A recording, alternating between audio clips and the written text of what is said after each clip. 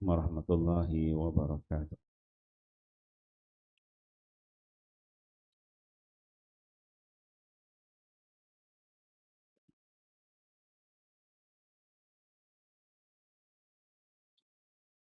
Bab salat sunat. Hadis ke 148. An Abdullah bin Salman radhiyallahu anhu rahimahullahu taala anna rajulan min ashabin nabi sallallahu alaihi wasallam haddathahu qala lamma fatahna Khaybar akhraju ghanaimahum minal mata'i was-sabyi faja'ala an-nasu yabta'una ghanaimahum faja'a rajulun faqala ya Rasulullah laqad rabihtu ribhan ma rabihal yawm mithlahu ahadun min ahli hadzal wadi qala waihaka wa ma rabihta qala ma ziltu abi'u wa abta'u hatta rabihtu salatami'ati awqiyatin faqala Rasulullah sallallahu alaihi wasallam ana unabbi'uka bi khairin rajulin rabih qala ma huwa ya Rasulullah qala raka'ataini ba'da as-salah rawahu Abu Daud bab fi at-tijarah fil ghazwi mukhtasar Sunan Abi Daud. Hadrat Abdullah bin Salman rahimahullah meriwayatkan bahawa sesungguhnya seorang daripada sahabat Nabi sallallahu alaihi wasallam berkata, apabila kami memenangi peperangan Khaybar, maka para sahabat mengeluarkan barang-barang dan hamba tawanan daripada harta rampasan perang mereka. Mereka mula berjual beli harta rampasan perang mereka itu. Lalu datang seorang sahabat dan berkata, wahai Rasulullah, saya telah mendapat keuntungan yang tidak diperolehi oleh sesiapa pun di lembah ini. Baginda sallallahu alaihi wasallam bersabda, aduhai kamu, berapakah yang kamu telah untung? Beliau menjawab, saya terus membeli dan menjual sehingga saya mendapat keuntungan sebanyak 300 uqiyah. Maka Rasulullah sallallahu alaihi wasallam bersabda, saya ingin memberitahu kamu siapakah orang yang mendapat keuntungan yang lebih baik. Sahabat itu bertanya, apakah itu wahai Rasulullah? Baginda sallallahu alaihi wasallam menjawab, 2 rakaat solat sunat selepas solat fardu. Abu Daud. Keterangan, 1 uqiyah bersamaan dengan 40 dirham dan 1 dirham seberat lebih kurang 3 gram perak. Maka jumlah keseluruhan ialah lebih kurang 36 kilogram perak.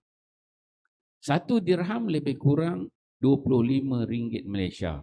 Mengikut perkiraan ini 300 uqiyah ialah lebih kurang RM 300 ribu. Alhamdulillah tuan-tuan mulia, pagi ini kita membaca satu hadis Nabi sallallahu alaihi wasallam. Hadis di bawah tajuk solat sunat. Hadis ni disebut oleh Abdullah bin Salman. Ini bukan sahabat, mungkin tabi'in sebab tulis sini rahimahullahu taala. Tulis sini dalam riwayat ni Abdullah bin Salman ni diceritakan bahawa seorang sahabat Nabi sallallahu alaihi wasallam menceritakan bahawa ketika mana mereka orang Islam pada ketika mana telah memerangi peperangan Khaybar. Peperangan Khaybar dah menang, kemudian orang Islam pada ketika itu masing-masing dapat habuan rampasan perang, harta, ghanimah, dapat tawanan perang ada. Maka dalam cerita ini maka setiap orang itu, seorang lelaki itu daripada sahabat Nabi sallallahu alaihi wasallam, dia berjual beli hasil daripada rampasan perang tu, dia jual itu, dia jual ni, dia beli itu, dia beli ini. Kemudian datang seorang lelaki jumpa dengan Nabi sallallahu alaihi wasallam. Orang tu dia kata apa? Ya Rasulullah, ya Rasulullah, laqad rabihtu ribahan ma rabahal yawm mislahu ahadun min ahli hadzal wadi. Ya Rasul, dia kata hari ni aku untung, sangat-sangat untung, yang mana Dia kata tak ada seorang pun untung seperti aku pada hari ini dekat lembah ini. Dia beritahu Nabi nak cerita. Seronoknya lelaki ni berjual beli harta rampasan perang itu, aku orang paling untung hari ini. Dekat wadi lembah ni aku orang paling untung. Tak ada orang lebih untung pada aku. Nabi SAW bila dia dengar lelaki itu cakap begitu, maksudnya daripada keuntungan rampasan perang itu jadi keutamaan bagi lelaki itu. Maka Nabi dia kata, "Umayyah wa ma rabihta." Apa sangat, wow. Dia kata, oh sungguh sungguh menguntungkan engkau. Apa sangatlah yang kamu untungkan itu. Qala ma ziltu abi'u wa abta'u hatta rabihtu 300 awqiyah. Kemudian dia bila Nabi tanya, oh apa dia yang sangat menguntungkan tu? Lelaki tu jawab, aku jual beli tu, jual itu, beli ni, dia kata daripada rampasan perang tu sehingga aku untung 300 awqiyah. 300 awqiyah ni, 300 awqiyah ni dia punya timbangan, nama bentuk timbangan zaman itulah. Macam kita ada kilo kan, ada kati kan, di zaman dia lah. Faqala Rasulullah sallallahu alaihi wasallam. Rasulullah bila dia dengar sahabat ni kata dapat untung 300 awqiyah ni, lelaki Nabi pun cakap kepada lelaki itu, Nabi kata, ana unabbiuka bi khairin rajulin rabih. Nak tak kau tahu siapakah sebenarnya lelaki yang lebih untung daripada itu? Kau nak tahu tak cerita kalau ada lelaki yang lebih untung lagi daripada kau ni? Macam itulah, lebih daripada 300 awqiyah ni. Kemudian lelaki tu tanya, dia seronok-seronok tu pun, oh ada yang untung lagi ya. Ma huwa Rasulullah, siapa dia tu yang lebih untung daripada 300 awqiyah? Maka kata Nabi, raka'ataini ma ba'da salah. Kata Nabi disebut semayang sunat 2 rakaat ba'diyah tu lebih untung daripada 300 awqiyah. 300 awqiyah dia nilai kita lebih kurang 300 ribu kan. Jadi maksudnya kalau tuan-tuan lepas semayang zuhur, selepas semayang maghrib, lepas semayang isya, kalau kita semayang sunat ba'diyah itu, nilai dia lebih, bukan sama, lebih daripada 300 ribu kalau nak dinilai.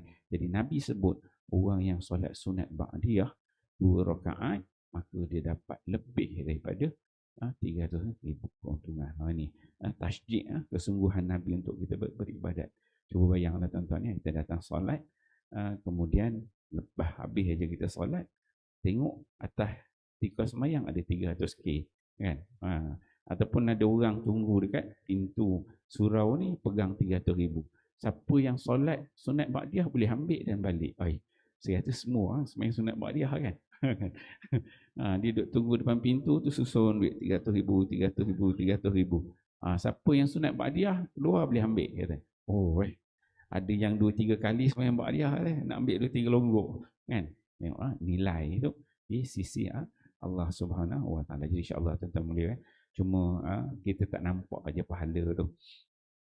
Cuma janganlah kita jadi orang yang rugi di hari akhirat kelak nanti. Dalam satu hadis lain Nabi disebut kita ni mengutip pahala dekat dunia ni seperti pada waktu malam kita mengutip barang, bawa karung, kita mengutip gelap, kita kutip batu dekat bawah kan. Orang dah kata ni memang mata belian, kita kutip, kita ni tak nampak sebab gelap. Kutip iya ke? Ada yang ambil banyak, ada yang percaya permata, ada tak percaya, terbatu je kot. Tapi bila besok hari tahu permata belian, makalah rugilah orang yang tak kutip banyak. Jadi insya-Allah tuan-tuan mulia, kita dengar hadis ni moga memberi semangat kita untuk terus beribadat dan melakukan amal-amal solat insya-Allah. Subhanallah.